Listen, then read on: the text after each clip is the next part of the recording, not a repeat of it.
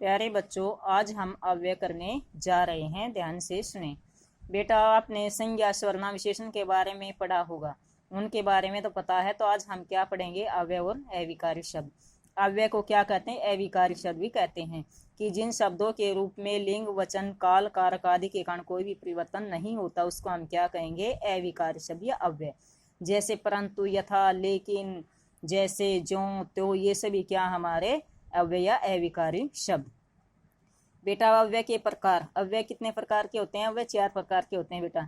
क्रिया विशेषण, संबंध बोधक, समुच्चय बोधक, विषमादि बोधक। बेटा, अब आज हम क्रिया विशेषण के बारे में पढ़ेंगे कि वे अव्यय शब्द जो क्रिया की विशेषता बताते हैं उन्हें हम क्या कहेंगे? क्रिया विशेषण अव्यय। क्रिया की विशेषता कैसे बताएंगे? जैसे क्रिया विशेषता अचानक है, धीरे धीरे है, बहुत है, ये क्या हमारी क्रिया की विशेषता है।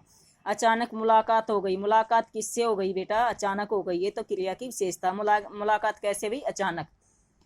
हमारा दुख उसके सामने बहुत कम है। अब दुख है हमारे सामने क्या है? उसके सामने क्या? बहुत कम। बहुत कम क्या है? क्रिया विशेषण शब्द है बेटा। अब क्रिया विशेषण के भेद। क्रिया विशेषण के भेद बेटा कितने हैं? 4। कालवाचक क्रिया विशेषण, स्थानवाचक क्रिया विशेषण, रीतिवाचक क्रिया विशेषण और परिमाणवाचक क्रिया विशेषण है बेटा। अब कालवाचक में जो समय का बोध कराए, जो शब्द ने समय का बोध कराएंगे, जैसे कल, अब, परसों, प्रतिदिन, सदैव, हमेशा, जब, तब, ये सभी क्या है बेटा? समय का बोध कराते हैं, तो यह हम इसके कालवाचक कहेंगे। स्थानवाचक क्रिया विशेषण क्या होता है? जिसमें यहाँ, वहाँ, ऊपर, नीचे, बाहर, भीतर, आस पास, अंदर, इधर, उधर आदि ये क्या करवाते हैं बेटा? स्थान का बोध करवाते हैं। तो इनको क्या कहेंगे हम? स्थानवाचक, क्योंकि ये स्थान का बोध इन्होंने करवाया है।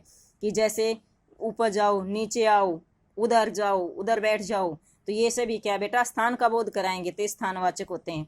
रीतिवाचक क्या होता है बेटा? कि रीतिवाचक क्रिया विशेषण में रीति का बोध कराते हैं। जैसे अचानक है, तेजी से इधर आओ, भली भांति, मैं उसे भली भांति जानता हूँ, आदि क्या रीतिवाचक हैं कि मैं उसे क्या की भली भांति जानता हूँ, तेजी से इधर आओ, तो ये हमारे क्या? रीतिवाचक है।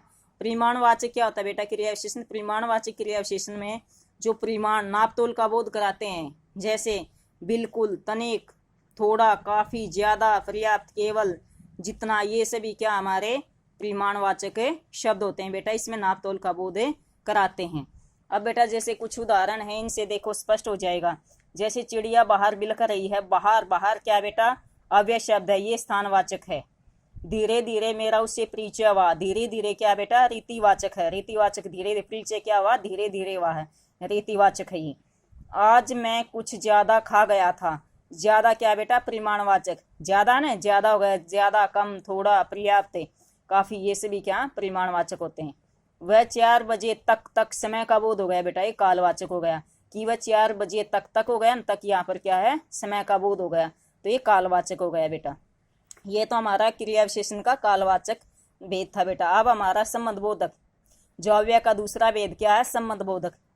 वे अव्यय शब्द जो संज्ञा सर्वनाम शब्दों के साथ आकर उनका वाक्य के दूसरे संज्ञा सर्वनाम शब्दों के साथ संबंध दर्शाते हैं, कि वाक्य में दूसरे शब्दों के साथ संबंध दर्शाते हैं, उसको संबंध बोधक अव्यय कहते हैं। जैसे मेज के पीछे दीवार है। अब मेज के पीछे, अब दीवार कहाँ है? मेज के पीछे, ठीक है, संबंध है ना, ये के पीछे संबंध को दर्शा रहा है बेटा। अब संबंध बोधक अव्यय के कुछ रूप हैं बेटा। जैसे कालवाचक होते हैं। कालवाचक हैं पहले, बाद में, आगे, पीछे, पश्चात, ये सभी क्या बेटा? कालवाचक हैं। स्थानवाचक क्या है? अब बेटा ये ना समझना कि जैसे क्रिया विशेषण में कालवाचक था, उसमें तो कब, कल, आज, परसों, उसमें समय का बोध होता है। समझ में आए बेटा? ये यहाँ पर पहले, बाद, आगे, पीछे, पश्चात, ये सभी क्या है? संबंध, वो संबंध दर्शाएंगे। ये संबंध सूचक है बेटा।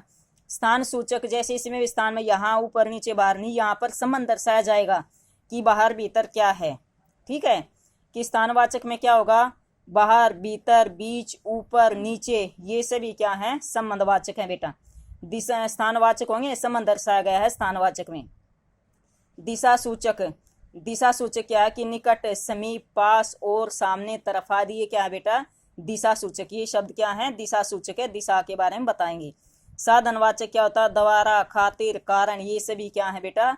साधनवाचक। इनके द्वारा कोई कार्य, उसके लिए कार्य, कोई ना कोई कारण होता है। विरोध सूचक बेटा, विरोध दर्शाया जाता है। जैसे वाक्य के अंदर एक शब्द का दूसरे साथ विरोध दर्शाया जाता है, उसे विरोध है, प्रतिकूल है, खिलाफ है, ये सभी क्या है बेटा? विरोध सूचक हैं। क्या है बेटा? ये विरोध सूचक हैं।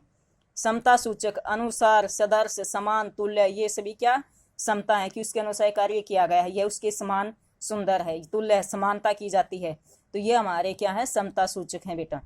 हेतुवाचक क्या होता है, अलावा, इसके अलावा जो कार्य किया जाता है ना वो क्या है हेतु सूचक, जिसके अलावा कोई कार्य, जैसे हमने एक कार्य की उसके अतिरिक्त हम कोई और कार्य करते हैं तो वे हेतु सूचक होते हैं, कारण सूचक होते हैं, जिसमें अलावा शब्द आएगा, रहित, शिवा, अतिरिक्त ये शब्द आएंगे बेटा, वे क्या होंगे हेतुवाचक।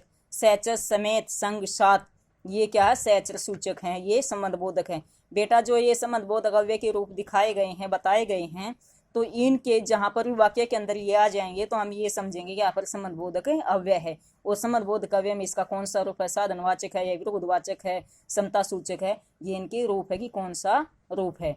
बेटा आज केवल इतना ही करते हैं, नेक्स्ट पार्ट अगले लेक्चर में करेंगे। धन्यवाद।